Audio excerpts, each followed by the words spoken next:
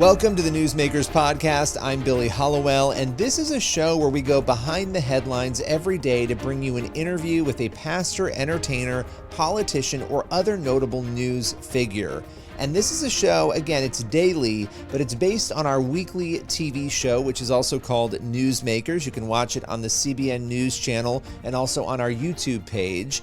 And on this show, every day, we dive deep. It's a little more longer form with one of the people who you will often see on our Newsmakers show or across the CBN News platforms. On today's Newsmakers, Mike Huckabee joins the show to talk Trump, politics, and plenty more. Here is Mike Huckabee. So Governor Huckabee, lots to talk with you about today. I want to start with the current political dynamic in America. This is a very general question, but you have been around the block on all of this, both in politics, commenting on politics in government. What do you make of our current situation right now in America politically?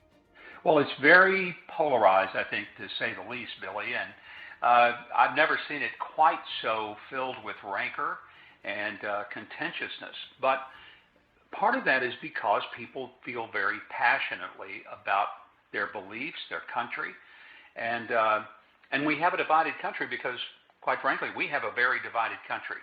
And what we have is a divide between those who want to lean towards socialism, where the government gets stronger and bigger, where many people think the government is God. And then there are still many of us who believe that, no, the government is at best a tool of God, but it needs to be in the hands of people of integrity, people who will use it fairly and justly, but it should never become our God. And we should always remember that freedom, individually and corporately as a country, is the foundation of America, and without it, we become an also-ran. So part of the passions that we see are passionate feelings that come from what is now a big divide. And let me just add this. It used to be that Republicans and Democrats, we would call them maybe the right or the left, but they weren't that far apart. You had Democrats who leaned left of center. You had Republicans who leaned right of center. You had some that leaned far more to the left or right. But overall, even the political parties, they weren't so far apart that they couldn't find some common ground. We're living in a time now where it's hard to find common ground with people who believe that we're an evil country, who believe that we're racist, who believe that America was built on stealing land from people to whom it belonged, and therefore we should give it back. When you have that much of a fundamental difference, it's really hard to find common ground and find that sort of center of governing. Well, yeah, and you have the social issues, right? You have abortion, which has always been there, but I think those fissures have gotten deeper because with Roe being overturned, with Dobbs, Yeah. you have that, you have the gender issue. I mean, there's so much going on right now where these are deep divides that are not easily healed or agreed upon on even those big social issues as well. When you look at Donald Trump, and obviously you've been a supporter of President Donald Trump, when you look at him and the dynamic around him, what do you make of it? Because he's a very uncommon candidate and individual in so many ways. Yeah, just talk about that a little bit, because that dynamic is intriguing. Well, Billy, that's an understatement to say that he is unlike any we've ever had. The best way to say about Donald Trump is he defies all sense of gravity in the political realm, and he does. He does things that most of us would scratch our heads and say, well, that won't work, but it does for him. It wouldn't for me. There are many things that he has done, that he has said. I couldn't do it. I couldn't say it. And most of us who have engaged in the political realm for a long time, and part of the reason it wouldn't work for us is because it wouldn't be authentic. With him, it is authentic. He's a very different kind of person, comes from a totally different background, sees the world differently than most of us. I tell people all the time, because people say, how can you support Donald Trump? There are times he can be vain, he can be vulgar, he can be all these things. I said, okay, I get it. I understand. I've always said to people, Donald Trump is probably not the guy you're going to be sitting on the front row of church with this coming Sunday. When I introduced him back in 2016 to a packed house at the Marriott Marquis in New York, Ben Carson and I hosted an event for Donald Trump. Pastors and most of the evangelical leaders across the country had come to kind of see, because it was at this point evident he's the nominee. So how can evangelical people support him? My introduction of him, with him sitting 6 feet away from me, was this. Folks, Donald Trump is not one of us. Let's not pretend that he is, because he isn't. And I said, the truth is, again, I said this with him sitting there.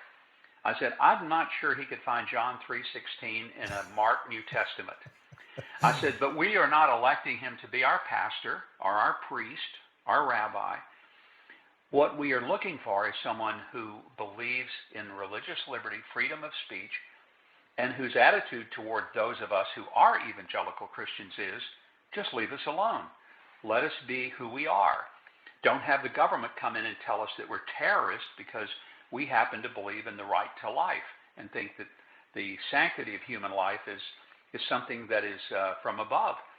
So that's how I have and continue to approach it.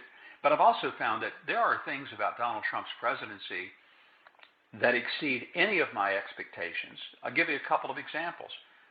He has been the most pro-life president in all of American history, surpassing Ronald Reagan, George W. Bush, any other Republican, Democrat for that matter. Nobody has been more pro-life than he has in his policies.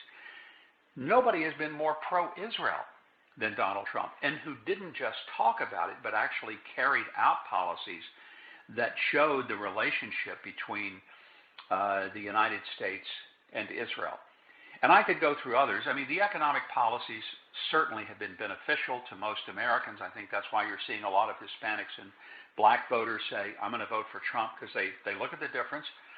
But quite frankly, as much as I care about those issues, those are not the issues to me that will transform America. What should the tax rate be on people to make $500,000 a year? I have an opinion on that. I believe in the fair tax, which is a tax on consumption rather than income. So I could go into all of that. But besides that, it is not the tax rate that causes me to want to support one candidate over another, as much as it is, does he believe in the Constitution of the United States, and in believing that, free speech, freedom of religion, free right to assembly, right to criticize the government without fear of the government coming against us. And over the past 4 years, what we've seen is a very heavy-handed government that does go after Christians, pro-life people, Christian organizations, Christian schools, and not just go after them from the sense of saying, we're going to threaten you with maybe losing your tax exemption. No, we're talking about people who are going to prison because they protested at an abortion clinic. And we're not talking about people who committed violent acts or blew up an abortion clinic. We're talking about people who sang and prayed, and some of them are going to go to prison for 11 or 12 years over that. That's a serious transition in this country. Yeah, I mean, these are issues too we've talked about for years, right? These First Amendment issues, the fear that these things were sort of coming, and now you have a lot. It's not just one or two anecdotal. You have a number of examples of these things happening. Even the Supreme Court battles. I mean, you look at Joe Kennedy going all the way to the Supreme Court with his battle to pray on the 50-yard line. Yeah. I mean, it's insane almost that case went that far, and I think we're going to see more of that. What is your biggest worry? Let's say November comes and Trump doesn't win. From your perspective, what is your biggest fear? If he does not win? If he does not win? Well, I think what we're going to see is an accelerated effort on the part of the government to go after those of us that have been the targets already. A mother goes to a school board and protests that their child is being subjected to pornography in the classroom, with textbooks and library books that are genuinely obscene. And so obscene, in fact, Billy, that they can't be read in the school board meeting. I mean, they shut them down, saying, you can't say those things. But they're saying them in the classroom.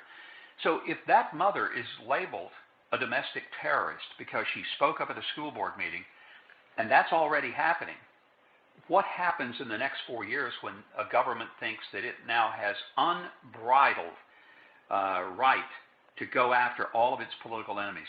What happens to people who dare oppose the government, whether it's in an election process? Are they going to be prosecuted, as we're watching Donald Trump get prosecuted for things that you scratch your head and say, these aren't even crimes. This is absurd. Democrats like Hillary Clinton and Stacey Abrams and Maxine Waters and Nancy Pelosi all questioned the 2016 election. They said Donald Trump was not the legitimate president. Nobody prosecuted them for that. Donald Trump is being prosecuted because he dared question the election results of 2020, and quite frankly, with good cause. What happens in the next 4 years, I think, is disturbing. The courtroom then becomes the new public forum. And that's where we're going to find increasing numbers of pro-life people, Christian people, pro-Israel people, pro-freedom people finding themselves taken in chains. And when I say that, Billy, I don't mean it figuratively. I've talked to some people just recently. Peter Baker, who is a reporter for The Blaze, was taken in shackles across a federal courthouse lawn in Dallas. Peter Navarro, former White House economic advisor to President Trump, was arrested at the door of an airplane in Washington. He was on his way to Nashville to be on my television show.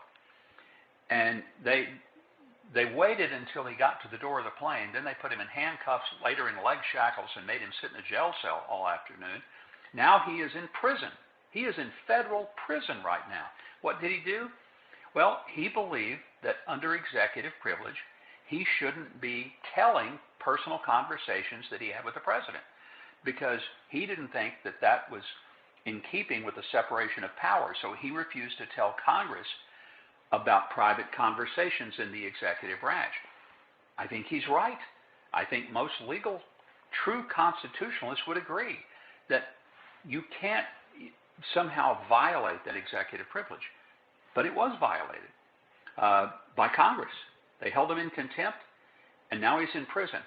Here's what I don't find at all consistent. You have people on the left, whether it's Alexandro Mayorkas, he was in contempt of Congress. He's not in prison. He's still getting his federal paycheck every week. How come it's only one side that ends up getting in serious trouble for thumbing their nose at Congress? And that's what's happening. It will only accelerate and get to the point that it will be disturbing. And I think what the ultimate goal is not just to put a few people in prison, but by doing that, silencing the rest of us and causing us to be afraid to speak up, speak out, and to take a stand for righteousness, for biblical issues, for us to say that boys and girls are the two genders, and that's the way God made us, and that's all there are is two genders.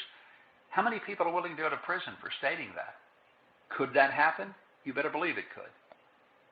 Well, there's definitely a move to restrict speech, and I think we see this again and again and again. Even, the Harrison Butker situation, people putting together a petition. I mean, 227,000 people to sign this petition is wild to me. To have somebody fired from their job over something you didn't like that they said.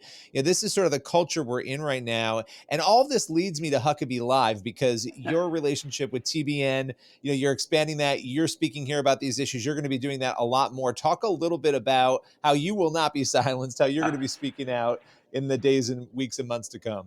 Well, thank you, Billy. I hope I'm not going to be silenced. It won't be by TBN. They've been very, very wonderful in giving me an extraordinary platform.